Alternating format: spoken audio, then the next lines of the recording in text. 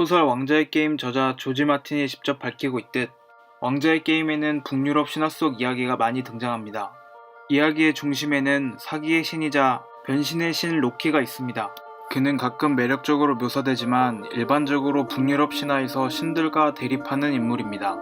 로키는 변신술로 다른 신이나 인간, 물고기, 곤충, 까마귀 등으로 변신할 수 있습니다. 로키는 새눈 까마귀입니다. 새눈박이 까마귀는 장벽 너머의 위어우드, 뿌리 및 동굴에서 사는 아주 오래된 타게리언입니다. 그는 알려지지 않은 범죄를 저질렀다는 이유로 동굴에 감금당합니다. 무슨 이유 때문인지는 소설과 드라마 모두에서 명확하게 나오지 않습니다. 하지만 로키와 새눈박이 까마귀를 연결지어 생각하면 이야기의 큰 흐름을 유추하는 데 가닥을 잡을 수 있습니다. 오딘의 아들 발드르가 죽는 사고가 생깁니다. 로키가 간사하게 발드르의 동생을 속여 발드르를 죽게 만들었죠. 그리고 술을 좋아하는 로키는 연회장에서 술에 취해 여신들을 희롱합니다. 화가 머리끝까지 난 오딘과 다른 신들은 로키의 자식을 죽여 창자로 로키를 묶고 동굴에 가둡니다.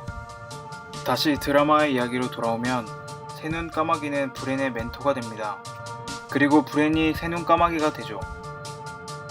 북유럽 신화에는 로키의 아들 펜리르라는 거대한 늑대가 있습니다. 이 늑대는 브렌입니다.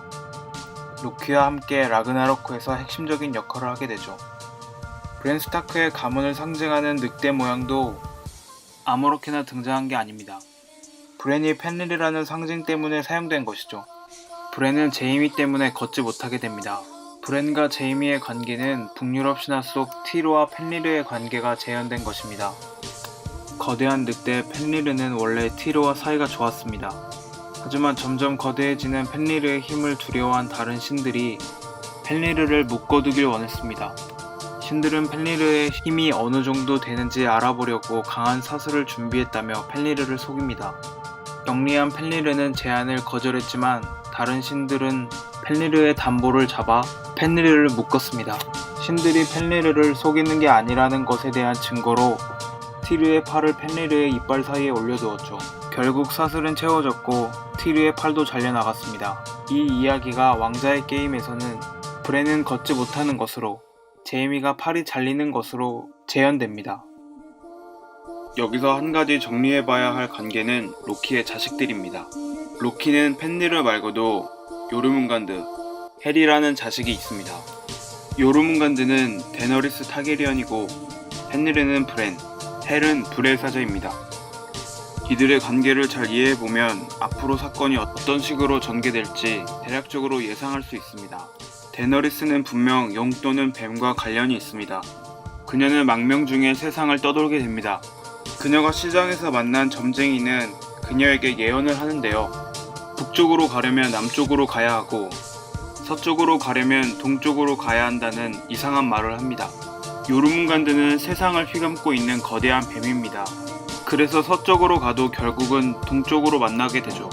또 요르문간드의 특성은 데너리스와 로버트 바리테온의 관계에서도 볼 수 있습니다.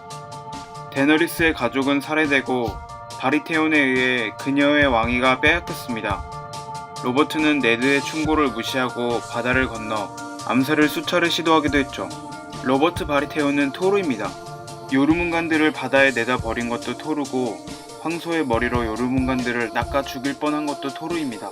이 둘은 라그나로크에서 서로 싸우다가 죽어버리기까지 합니다. 로키의 세 번째 자식인 헬은 산자인 동시에 죽은 자입니다. 그녀의 반쪽 몸은 아름답고 다른 반쪽은 살이 떨어져 나가는 시체의 모습을 하고 있습니다.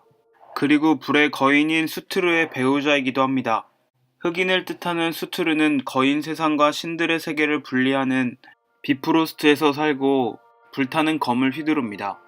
헬과 수트르는 불의 사제와 존 스노우입니다. 드라마는 시즌 5부터 소설의 내용을 넘어섭니다. 그래서 둘의 인연은 생기려다가 말죠. 티리온은 부자 아빠를 죽이고 달아납니다. 북유럽 신화에도 매우 비슷한 얘기가 있습니다. 파프니르는 난장이이고 그의 아버지는 세상에서 가장 부자입니다.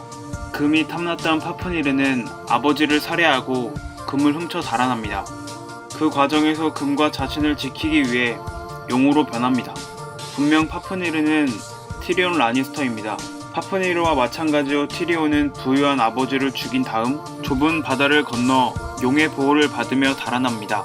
드라마 초반에는 전통적인 왕의 모습을 한 남자들이 등장합니다. 하지만 모두 목이 잘리거나 불구가 되죠. 그리고 권력을 차지하는 사람은 서자 또는 여자들이 됩니다. 이런 구조에서 남성 중심주의가 무너지고 다양성을 중심 가치로 주목하는 내용이 마음에 들었습니다.